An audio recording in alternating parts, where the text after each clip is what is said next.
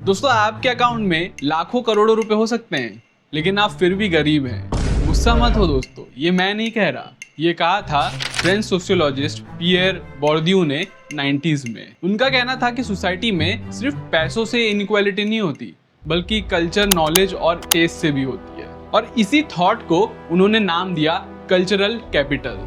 एक ऐसी वैल्यू जो आपके कल्चर और आपके चॉइसेस से निकलती है।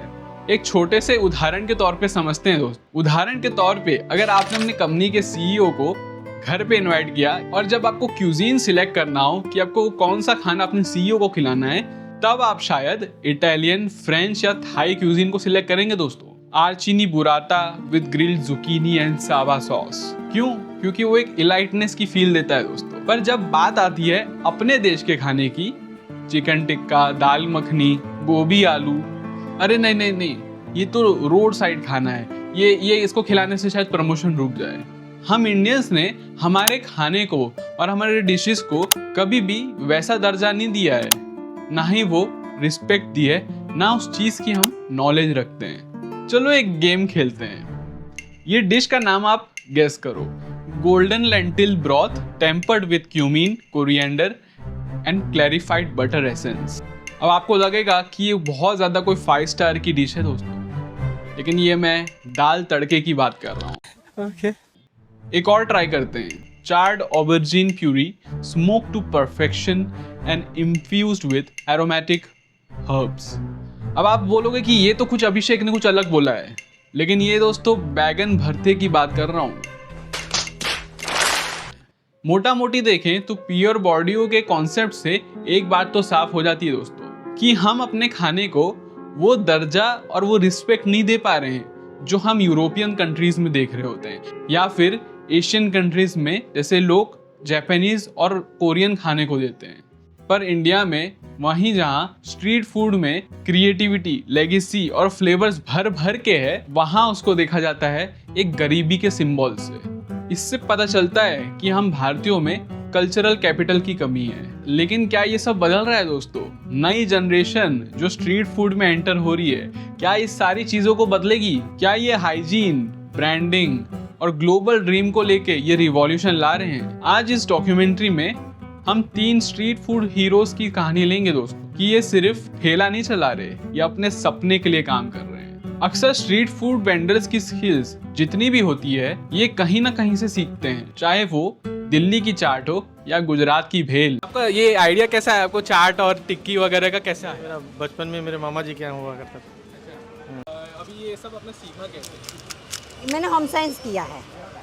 मैंने 10th के बाद होम साइंस किया है, और फिर उसमें मैं घर पे भी बनाती थी सब कुछ। फिर बेटे और सब हस्बैंड सब बोल रहे थे कि कुछ ऐसे कि स्टार्ट करो फूड का। तो फिर मैं जॉब करती थी, वो मैंने छोड़ दिया कोरोना के टाइम। फिर मैंने घर से ऑनलाइन स्टार्ट किया था, जोमेटो, स्विगी में चाइनीज़। फिर वो ऑनलाइन में तो क्या ऑर्डर आते हैं और उसमें उनका कमीशन ज़्यादा रहता है, तो फिर मैंने वो बंद करके ये स्टार्ट। अब ये सारी चीजें ये जनरेशन टू जनरेशन से सीखते आ रहे हैं दोस्तों, लेकिन हम उतना वैल्यू नहीं करेंगे। हम बोल देंगे अरे ये तो पीढ़ी से पीढ़ी चला आ रहा है, लेकिन यहाँ पे प्रीमियमाइजेशन की कमी है दोस्तों। लेकिन अगर यही भेल पेरिस में मिल रही होती दोस्तों, तो इसको वहाँ पे क्यूजीन बॉर्जुआस कह दिया जाता। अब आप बोलोगे कि ये क्यूजीन बॉर्जुआस क्या होता है? It represent the cooking style of the middle class, यानी ये एक ऐसे डिशेस का नाम है दोस्तों जो कि पीढ़ी से पीढ़ी दर चली आ रही है, और इसको पेजेंट से लेके मिडिल क्लास तक बड़े चाव से खाते हैं। यहाँ ऐसी डिश को भी दर्जा दिया जाता है दोस्तों, इसी को बोलते हैं कल्चरल कैपिटल। इमेजिन करो कि एक आदमी तंदूर पे काम कर रहा है। अब हमारे लिए वो तो एक तंदूर पे काम करने वाला आदमी है, लेकिन वही चीज अगर ये कल को यूरोप में खोल देता है, तो वहाँ ठेले वाले के रूप में नहीं देखा जाएगा, बल्कि उसको वहाँ live charcoal cooked artisan bread बोला जाएगा। तो देखा दोस्तों, क्यूजीन बॉर्जुआस और कल्चरल कैपिटल का मेक मेहनत लगता है। क्या कला है इसके अंदर, इसके बारे में कुछ बताओ। क्या बताऊँ यार, बहुत मेहनत लगती है भाई, सबसे ज़्यादा करेंगे। इसमें क्या क्या बनता है? स्टार्टर है, रोटी है, नान है, पराठा है। हर दिन दोस्तों मिलियन लोग हमारे देश में खाना खाते होंगे, लेकिन आपने कुछ नोटिस किया दोस्तों कि आज भी हाइजीन एक लग्जरी है स्ट्रीट फूड पे। कुछ लोग हैं इसको प्रॉपर तरीके से एकदम फॉलो नहीं करते, जो हाइजीन नहीं रखते उनके ऊपर एक्शन तो होता है, कभी कार्ड्स उठा लेते हैं, सही जगह पे स्टॉल ना होने पे फाइन लगा देते हैं। अतिक्रमण हटाओ अभियान का उद्देश्य सरकारी भूमि के साथ सड़कों पर बने अवैध निर्माण को हटाना था, जिसके चपेट में लाखों फुटपाथी दुकानदार आकर उनके परिवार की रोजी रोटी छीन गई। एक्चुअल में ट्रेनिंग ही सॉल्यूशन है दोस्तों, पर मैं और आप क्या कर सकते हैं, जिस स्टॉल पे आप खा रहे हो उसको वहाँ पे एटलीस्ट एडवाइस करो और उसको बोलिए कि एक बेसिक हाइजीन मेंटेन वो करके रखे।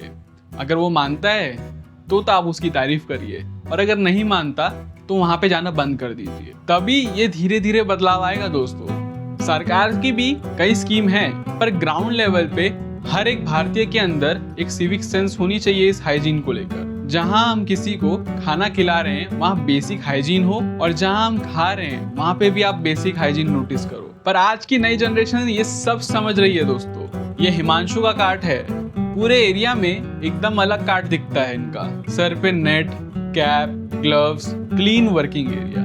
ऐसे आजकल के यूथ जो गरीबी के कारण की वजह से स्टॉल नहीं लगा रहे हैं, बल्कि स्ट्रीट फूड में रिवॉल्यूशन लाना चाह रहे हैं और ब्रांड बनाना चाहते हैं, उनको हमें सपोर्ट करना चाहिए। 1 से 2 साल में मेरे को ये जो छोटी सी कार्ट है उसको ऑलमोस्ट पूरे गुजरात में कवर करना है मेरे को। ये एक मैंने कार्ट से शुरू किया है और मेरा मोटो है कि मैं पूरा गुजरात कवर करूँ 1 से 2 साल में।